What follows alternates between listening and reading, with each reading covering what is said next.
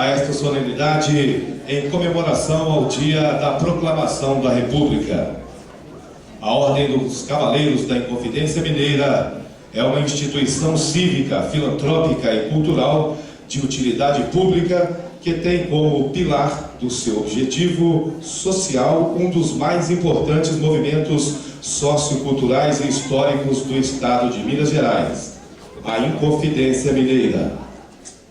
Tem na sua essência uma das mais importantes premiações ao reconhecimento de pessoas físicas e jurídicas que prestam comprovados serviços à história, à cultura e à sociedade. Merecer uma das comendas da UCIM no âmbito militar, por exemplo, é quesito importante no currículo. No âmbito civil, tem o conceito e o respeito de toda a sociedade como o dever cumprido enquanto cidadão de bem. Seguidora dos princípios tradicionais da Ordem dos Cavaleiros Hospitalares de Vila Rica, criada na antiga capital das Minas Gerais, possivelmente pelo inconfidente Tomás Antônio Gonzaga por volta de 1779, atuando naquela cidade na época da colônia e que, paralelamente às atividades assistenciais praticadas, foi também o berço do movimento que mais tarde seria conhecido como Inconfidência Mineira. A UCIM vem desenvolvendo importante trabalho ao longo de sua história pela cultura, levando o seu prestígio aos quatro cantos do país, intercedendo, organizando, apoiando e premiando iniciativas culturais. Em sua filantropia, arrecada e distribui roupas, remédios, cestas básicas, apoio residencial, apoio a deficiente e operações emergenciais.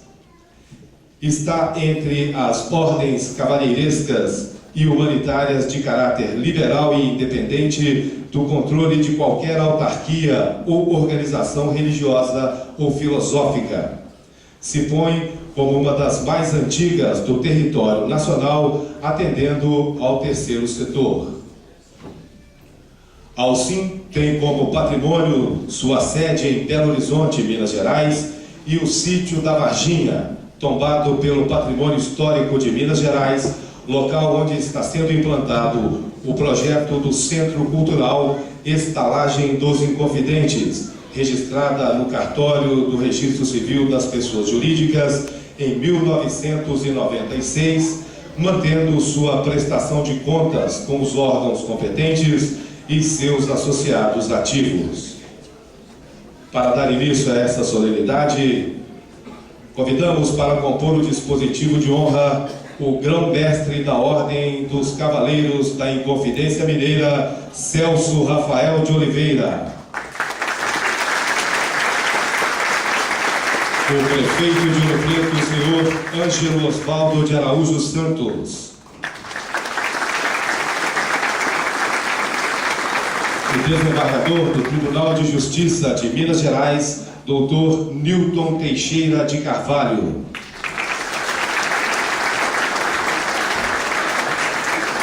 O comandante-geral da Polícia Militar de Minas Gerais, do Coronel Martins Santa Ana. O representante da Grande Loja Maçônica de Minas Gerais, senhor Eustáquio Geraldo Eustáquio Coelho de Freitas.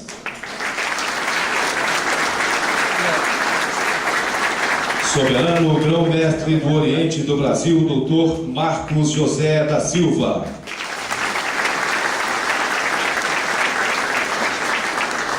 Comandante do Corpo de Bombeiros de Minas Gerais, Coronel Silvio Antônio de Melo.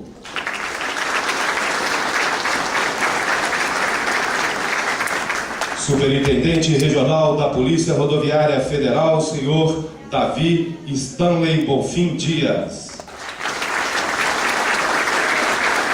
Coronel do Exército Brasileiro, senhor Oriente Leal Filho. Deputado estadual pelo PSDB, senhor Luiz Henrique.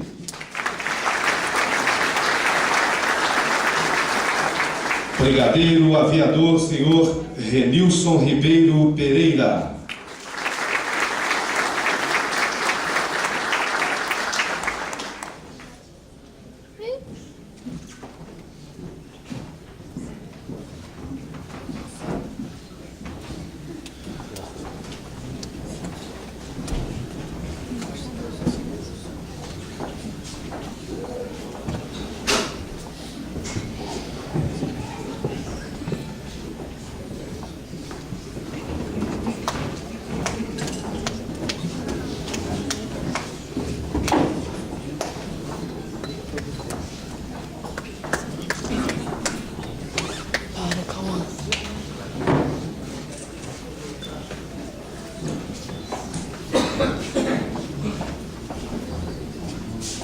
Para compor o camarote imperial, convidamos o coronel da Polícia Militar do Maranhão, doutor Reinaldo Francalance. Representante da Alcim do Estado do Maranhão, doutor Veldaci Guterres Cavalcante. O juiz de direito, doutor Odon Francisco Carvalho. Advogado-geral do Estado, doutor Marco Antônio Rebelo. O desembargador, doutor Jaime Silvestre Camargo. Delegado da Polícia Federal, doutor William de Paula Roteia.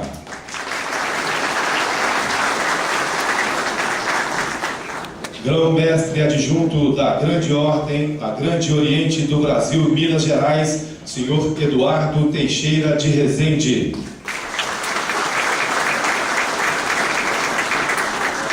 Presidente da poderosa Assembleia Legislativa, GOB-MG, senhor Adilson de Castro Teodoro.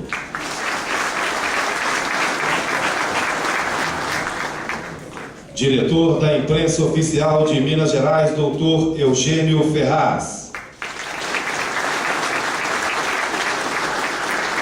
Coronel Divino Pereira Brito, chefe do Estado-Maior da Polícia Militar de Minas Gerais. E senhor Vadisson Luiz Onério, grão-mestre do Grande Oriente de Minas Gerais.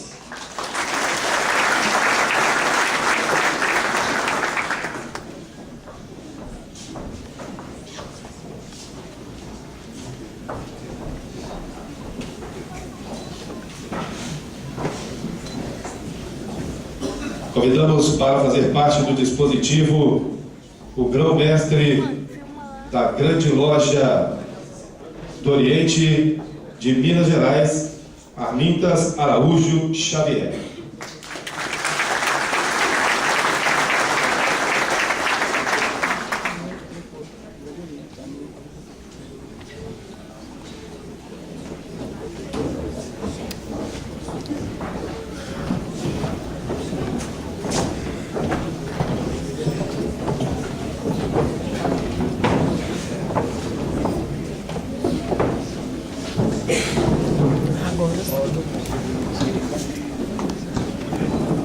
Convidamos a todos para, de pé, ouvirmos a execução do hino nacional brasileiro, que será executado pelo Quarteto de Cordas da Orquestra Sinfônica da Polícia Militar de Minas Gerais.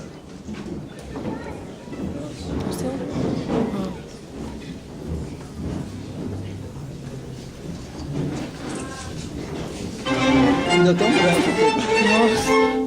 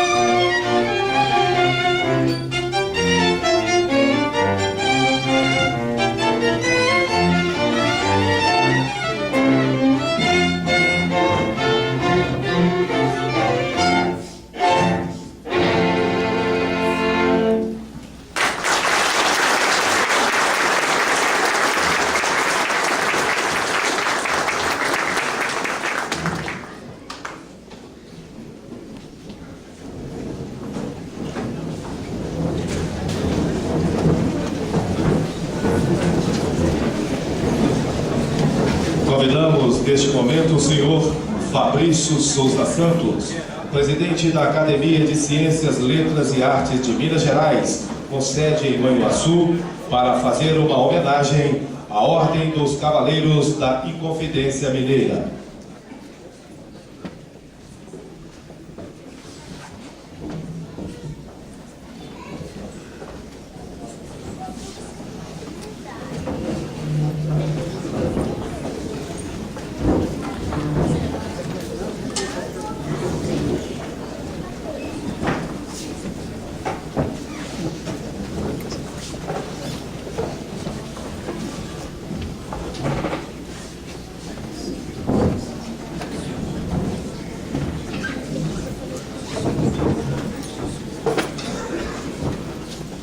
Calma, senta aqui. Aí não. Senta aqui. Pode vir aqui. Vamos sentar perto, senta aqui. Bom dia a todos.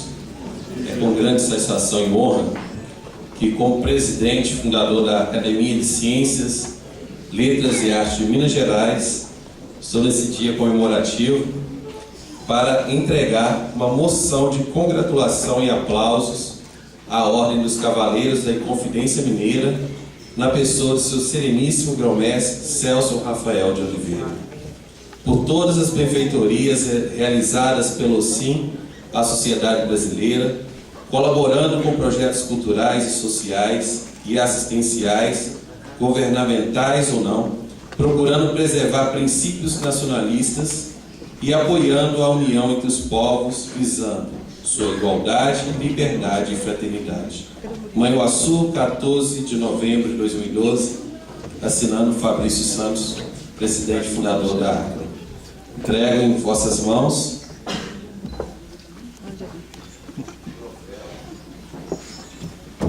Vira pra cá, olha aqui, ó. Olha aqui.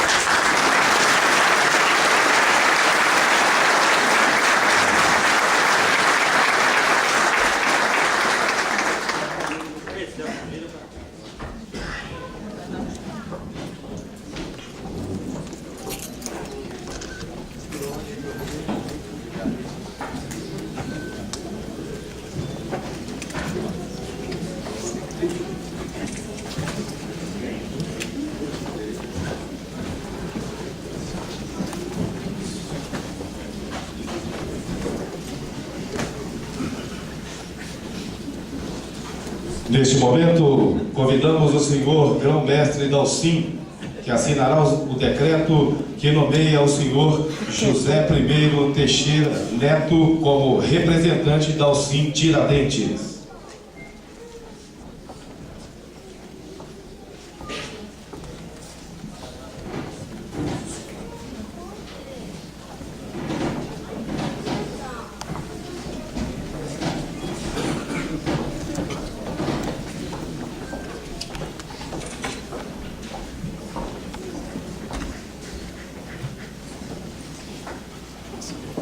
Ouviremos agora a palavra do orador oficial, Dr. Marcos José da Silva, soberano grão-mestre do Grande Oriente do Brasil.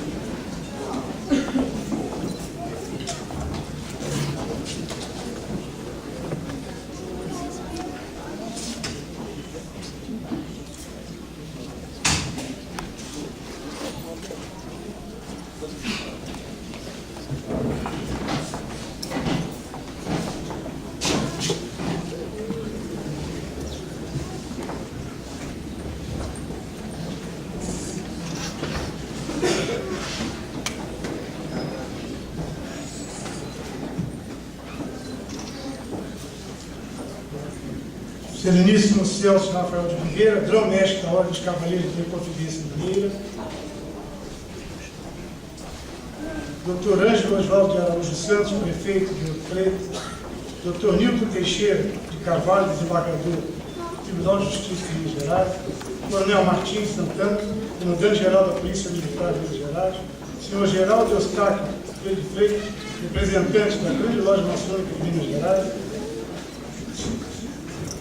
eminente irmão Amílio de Araújo Xavier, grão-mestre Grande Oriente do Brasil, Minas Gerais, Coronel Silvio Antônio de Mello, comandante do Corpo de Bombeiros de Minas Gerais, senhor Davi Stanley Joaquim Dias, superintendente regional da Polícia Rodoviária Federal, senhor Ariente Leal Filho, coronel do Exército Brasileiro, doutor Luiz Henrique, deputado estadual pelo PSDB, Denilson Ribeiro Pereira, major brigadeiro da Aeronáutica, membros da mesa, minhas senhoras, meus senhores, eu queria aqui fazer um destaque, saudar os nossos sobrinhos de Demolê que estão aqui presentes. Os nossos sobrinhos de Demolê, muito obrigado pela presença e pelo prestígio. O foco maçônico da República. Havia muita fermentação de clube nacionalista na Europa dos séculos XVIII e XIX. O mercado expandia-se, unificava-se, impulsionado pela primeira Revolução Industrial. Essa primeira Revolução Industrial enfatizava a era do carvão, da máquina a vapor, da locomotiva, a forte migração do campo para a cidade. O ideal de unidade nacional identificava-se muito bem com a unidade do mercado. Esse sentido ideológico de unidade mercadológica foi e é o anseio da burguesia. De resto, já era naquele período o embrião o que viria a ser a atual globalização. A monarquia, nos últimos 40 anos, a partir de 1850, perdeu a chamada base social. Continua até hoje, como sempre foi, mais ligada ao apoio financeiro dos paternalismos do que à mobilização das classes geradas nas massas populares. Durante a monarquia, a integração financeira deu-se via sistema bancário. A integração geográfica deu-se por meio do revolucionário transporte ferroviário, imposto pela imensa riqueza gerada pelo café. Antes da pressão mundial contra o trabalho servil, no Brasil, os ganhos com a escravidão corrompiam o homem livre. Durante essa pressão, a liberdade corrompia o escravo, tal como hoje, nas ações demagógicas das cotas e políticas de afirmação positiva. Em 1823, cessou o fluxo migratório para os Estados Unidos, vitolado pela doutrina do presidente John Moore, cuja doutrina é a América para os americanos, desencorajado pela política de soberania de Abraham Lincoln, entre 1861 e 1865, e afligido pela Guerra de Secessão. Esse fluxo, então, dirigiu-se para a América Latina. A Argentina recebeu 6 milhões de imigrantes até 1926. O Brasil, 3 milhões até 1934. Isso provou no Brasil o deslocamento do centro de gravidade econômico para o sul. As instituições financeiras adotaram procedimentos de conglomeração. Os capitais acumulados e especulativos saíram dos países mais ricos, dirigidos para os países mais atrasados, em busca de remuneração mais avantajada e, secundariamente, expressão política e dominação. Os meados do século XIX, já na segunda Revolução Industrial, de 1850, do petróleo, da energia elétrica, do motor da expansão, trouxeram a concentração do processo produtivo e os grandes monopólios industriais. O mercado interno brasileiro praticamente não existia, e tudo foi orientado para a exportação. A herança lusitana, garantida no passado recente por José Bonifácio, era de forte centralização política e de sólida unidade territorial. O Império era nitidamente conservador, civil, ignorava profundamente os militares e era social dos chamados barões do café, espécie de aristocracia rural do Vale do Paraíba, eminentemente escravocrata e parasita do trono. Depois de muita ameaça inglesa, a lei Eusébio de Queiroz, de 4 de setembro de 1850, erradicou o tráfico negreiro e feriu de morte a escravidão e o lucro perverso dos escravocratas. Graves erros prejudicaram o segundo reinado, contribuindo para o isolamento de D. Pedro II. Eis alguma deles. Saúde periclitante do imperador, com a ameaça do Franciscão de Deus, maçom, primeiro gênero, a assumir o terceiro reinado, o que era inadmissível para fardas e casadas. A questão dos bispos afastou vivamente a simpatia de todo o poderoso clero católico em relação ao trono. Prestigiosos chefes militares passaram a sonegar dedicação ao trono, consequentemente, isolamento do imperador. A questão escravista e a consequente extinção do trabalho servil alterou com grande profundidade e fragilizou a decadente e escravista ordem econômica, dependente do café. O capricho imperial de fazer rodízio de poder ignorância dos partidos políticos. A odiosa e antimaçônica perseguição disparada pelos escravocratas, próximo a Dom Pedro II, contra o Visconde de Mauá, o maçom Irineu Evangelista, um dos maiores ícones, na época, do desenvolvimento brasileiro nas áreas bancária, comercial, industrial e ferroviária. E, além do mais, havia suspeita da interveniência estrangeira nas diretrizes do Império. A seguir, 3 acontecimentos francamente concatenados entre si, tendo a maçonaria como forte argamassa, derrubaram o Império, ou seja, a questão religiosa, a abolição e a questão militar. A questão religiosa, a questão dos bispos, um dos melhores gabinetes, se não o melhor, foi o do Visconde do Rio Branco, José Maria da Silva Paranhos, primeiro-ministro empossado em março de 1871. À época, ele era então grão-mestre-geral do Grande Oriente do Brasil. O sistema de governo adotado pelo irmão Paranhos não deu espaço para a intervenção da Igreja Católica, já com mais de 3 séculos de interferências no Brasil, tendo inclusive legitimado aqui um alquiste poder monarquístico absoluto. Na festa maçônica de 2 de março de 1872, para festejar a Lei do Ventre Livre, ou Lei do Visconde do Rio Branco, de 28 de setembro de 1851, com registro na imprensa e ampla repercussão no mundo, o discurso do orador, padre José Luiz de Almeida Martins, maçom de Estado, enalteceu o papel firme e decisivo exercido pelo Grande Oriente do Brasil na abolição gradual da escravatura. Dom Pedro Maria de Lacerda, bispo do Rio de Janeiro, apoiando-se no Papa Pio IX, inimigo da ordem maçônica, e ultramontanismo, exigiu que o padre abandonasse a ordem maçônica para que não mais ali exercesse seus cargos. Como esse não aceitou, o bispo suspendeu de funções eclesiásticas. O ultramontanismo era o posicionamento ideológico da Santa Sé, e pregava e apregoava o absolutismo papal, fonte da autoridade absoluta do Papa. Pio IX, ultramontanista ferreiro, atribuía seu isolamento no Vaticano a uma quartelada maçônica, comandada por Garibaldi, em 1870. A igreja, comandada por Pio IX, era contra a modernidade, queria voltar à Idade Média e governava com tropas e baionetas do exército francês. Os líderes católicos, ambos ultramontanistas, foram bispos de formação cultural europeia e antimações eméritos, vai ser Dom Vital de Oliveira de Pernambuco, Dom Antônio de Macedo Costa do Pará. Esses suspenderam os padres, interditar a sociedade religiosa e expulsaram os maçons das atividades religiosas. Como a igreja era controlada pelo Estado, o governo brigou por força de lei que os 2 bispos, foi uma decisão do Senado Federal Brasileiro, que os 2 bispos anulassem seus atos. Recusaram-se a fazer, esse foi o sacerdote, e foram condenados a 4 anos de trabalho forçado. A igreja, então, em total, afastou-se da coroa, em razão desses episódios, que pode ser chamado também de questão maçônica. A primeira alternativa à escravidão, em 1840, sem esse inicial, mas que daria frutos, foi introduzida pelo irmão senador Vermelho, na sua fazenda de Ibicaba, em Limeira, São Paulo. Era uma colônia de parceria com imigrantes, principalmente alemães e suíços. Vale dizer, a título ilustrativo, que esse alvissareiro evento ocorreu 2 anos após a morte do franco-abolicionista irmão José Bonifácio de Andrade Silva, querido e respeitado pela aristocracia rural, da região sul em geral, de São Paulo em particular. É necessário acrescentar que o nosso patriarca da independência é um dos maiores heróis das Américas e figura no panteão dos heróis pan-americanos em Washington. No plano internacional, banqueiros e burgueses questionavam a escravidão, com ela a monarquia. No plano nacional, setores urbanos radicais queriam a abolição e a república. Fazendeiros paulistas do Oeste queriam o federalismo. O exército queria poder e a igreja, que queria continuar no poder, foi contra a intervenção do Estado em assuntos eclesiásticos. O Oeste paulista era a área pioneira, começou a ter êxito pela parceria sem regime de escravidão. Surgia com força e vigor o trabalho livre e assalariado. Os barões de café, escravocratas, de um lado continuavam a manter refém o império. Os novos empresários paulistas, abarrotados de recursos, de um lado queriam a república. O fim do tráfico negreiro em 1850, a Lei do Ventre Livre em 1871 e outras leis coadjuvantes terminaram de fato e de direito com o trabalho serviço. A 13 de maio de 1888 surgiu a Lei Áurea, com acentuado tempero maçônico, assinalando o Brasil como a última nação de porte do mundo a abolir a escravidão humana como fonte de acumulações. A questão militar então surgiu. O tenente-coronel Antônio de Sena Madureira festejou em quartel do Rio, em 1885, a chegada do jangadeiro cearense abolicionista Francisco José do Nascimento, o Dragão do Mar.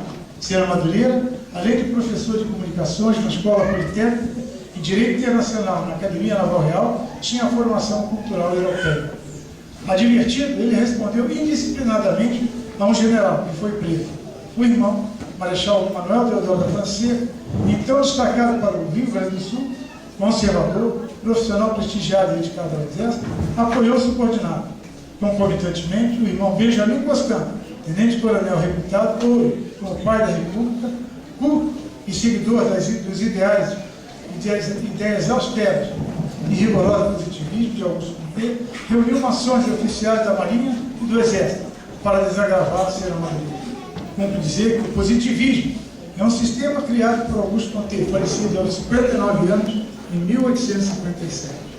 De filosofia positiva, caracterizado pelo cientificismo, o uso de métodos quantitativos e hostilidade ao idealismo. Tal sistema propõe-se ordenar as ciências experimentais, considerando-as modelo por excelência do conhecimento humano, em detrimento das especulações metafísicas ou teológicas e outras esquisitices. Deodoro foi dispensado, ou melhor, demitido do comando e veio juntar-se a Benjamin Constant no Rio de Janeiro, onde assumiria o grão-mestrado-geral. As lojas maçônicas, principalmente as do Sul, divulgavam a todo o Brasil o início da conspiração, quando o iminente terceiro reinado, e o levante estava marcado para 20 de novembro de 1899. No dia 10 de novembro de 1879, na casa de Benjamin Constant, decidiu-se pelo fim do Império. O único obstáculo era o respeito dos oficiais superiores, tinham a grande afeição de Teodoro por Dom Pedro II. Tudo se precipitou entre 13 e 15 de novembro, pois correram o boato de que o governo mandara prender o Marechal Deodoro, e então adoentou.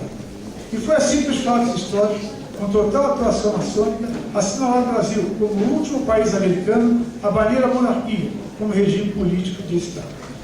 As medidas republicanas iniciais que foram boas, a saber, regime republicano federativo, províncias virar Estado, como nos Estados Unidos, que é uma confederação. Naturalização e cidadania para os estrangeiros, fim do padroado e surgimento do fraco laicismo, criar o casamento e o registro. Vale dizer que o laicismo no Brasil ele só foi abolido depois do presidente Gade para cá. E até então nós tivemos um país eminentemente voltado para a Igreja Católica. Pouco mais de 120 anos após 15 de novembro de 1819, depois da proclamação da República, feita para homenagear vários e concluentes projetos de república, pipocando em vários cantos do país, parece que a condução do ideal republicano, até hoje, foi gradativamente fraudada e os maçons foram traídos. O que tem prevalecido em toda a história da política brasileira, com raras exceções, independentemente das colorações partidárias dos dirigentes e governantes, são as coalizões e alianças dominadas por interesses particulares e para a manutenção do status quo, com intermináveis trocas de favores. Aos poucos, a República incorporou vários dos vícios que corromperam a centralização monárquica. Eis alguns desses vícios: a formação de guetos nas encostas dos morros e elevações, critério de misérias e miseráveis para receber os ex-escravos excluídos das justiças. Assim como Portugal estava para o Brasil colônia, o Império estava para a República. Desenvolvimento do trabalho livre. A CLT, além de arcaica, está sendo ameaçada de extinção. O salário mínimo brasileiro, de ordem de $350 mensais, continua sendo um dos menores das Américas. E mais de 30 milhões de brasileiros vivem na linha e abaixo da linha de pobreza da miséria. Migração. As maiores cidades nordestinas ficam em São Paulo ou no Sul. Haja vista O problema é que ele fala rápido, você não entende nada. O equilíbrio regional, tema constitucional relevante, só é citado, e quando citado, em discurso, não é perseguido. Transporte, acabaram com a malha ferroviária brasileira. Não há solução para o grande contencioso dos transportes e suas empreiteiras. A economia deste gigantesco país continental é levada pelo combustível fóssil, poluidor, incompatível com a qualidade de vida, de prazo a termo e sujeito à hegemonia da matriz energética mundial, ditada pela vontade do mais forte. Saúde, é bom registrar. Há ainda doenças e endemias medievais no país.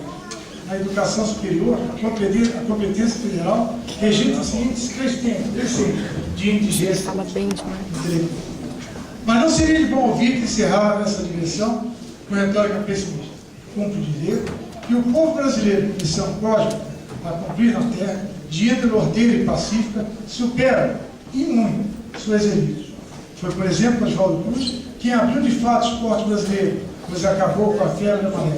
O país foi vanguardista na erradicação da varíola e da poliomielite, bem como o uso compassivo e desordenado de remédios para a AIDS. Há sinais pujantes de que a nação brasileira sensibiliza-se com a possibilidade de construir um destino comum, como é o caso que tivemos a aprovação da ficha limpa. Memorável campanha na qual o GOB teve destacado, o Grêmio do Brasil teve destacado a atuação. O Brasil hoje, em plena república, detém um conhecimento sobre microcirurgia, cirurgia de reabilitação e de ponta, tratamento de queimadas, desenvolvimento de software de várias categorias, sofisticada tecnologia bancária, eficazes conselhos profissionais, controle externo de contas governamentais, físico, de alta energia, nanototomia, técnica sofisticada de enriquecimento do Irã, pleno domínio e produção de tecnologia do laser e fibras ópticas, controle de satélite, domínio, produção e manejo de aeronaves de pequeno e médio escalão, produção e gerência de mega plataforma marítima, no uso de redes, no uso de redes de computadores, grande proficiência em exploração da biodiversidade, melhoramento genético e grande eficiência na produção pecuária em grandes extensões rurais, produção de vacinas sofisticadas, a despeito do dirigente de plantão. Vale aqui o registro, que muitos, às vezes, não têm conhecimento, de que nós tínhamos, ainda naquela época, em plena atuação, um dos maiores heróis brasileiros, que era Duque de Caxias. Duque de Caxias, Luiz Alves de Lima e Silva, ele era monarquista. Eis o motivo pelo qual ele não esteve envolvido diretamente em período a favor da nossa querida República. Algumas pessoas estranham, porque dos principais movimentos brasileiros, ele, o grande pacificador, nesse momento tão importante para a história brasileira, infelizmente ele esteve ausente, mas assim entendemos as suas convicções próprias e principalmente pela lealdade que ele tinha com o imperador. Obrigado a todos, muito obrigado pela gentileza.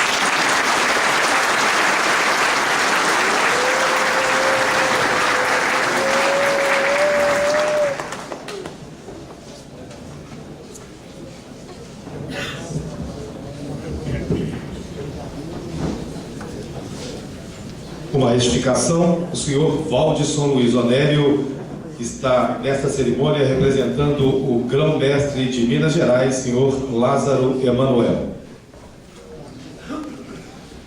Neste momento, daremos início à entrega das seguintes comendas: colar Marechal Deodoro da Fonseca, colar Alferes Tiradentes e medalha da Liberdade. Comunicamos aos agraciados que se encaminhem pela lateral direita do palco. Para receber o colar Marechal Deodoro da Fonseca, convidamos o senhor Adilson de Castro Teodoro, o senhor Altamiro Lourenço de Souza, o senhor Amintas de Araújo Xavier, Anderson Alex do Nascimento, Anderson Moreira Fernandes,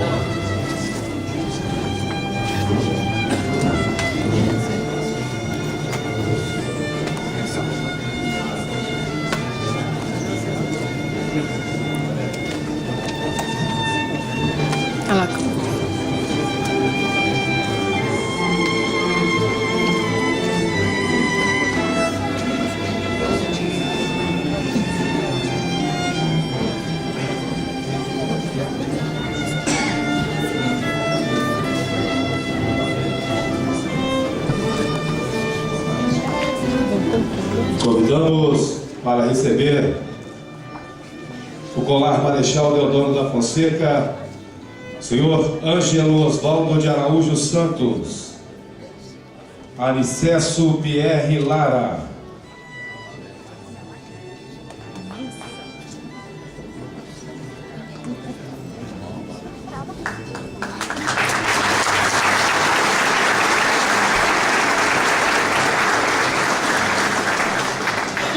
deputado Antônio Carlos Arantes, representado nesta cerimônia por Luciano Gontijo, capitão PM Ageu Evangelista Ferreira, capitão PM Paulo Alves Júnior,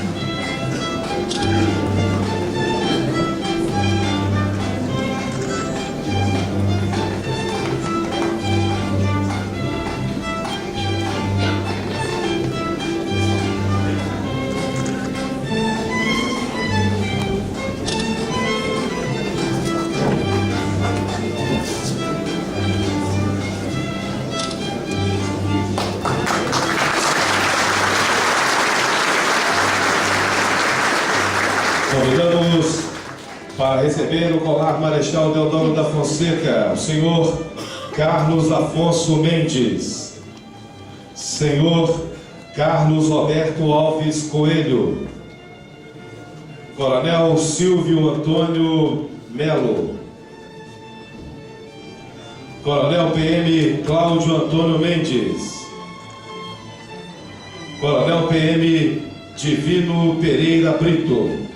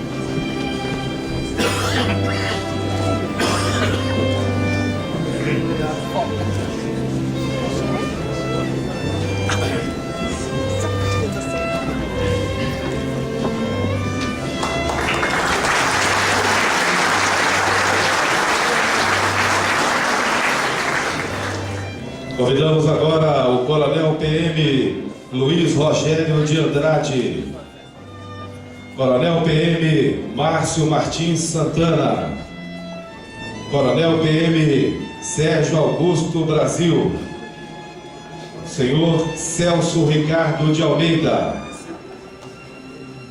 Davi Stanley Bonfim Dias.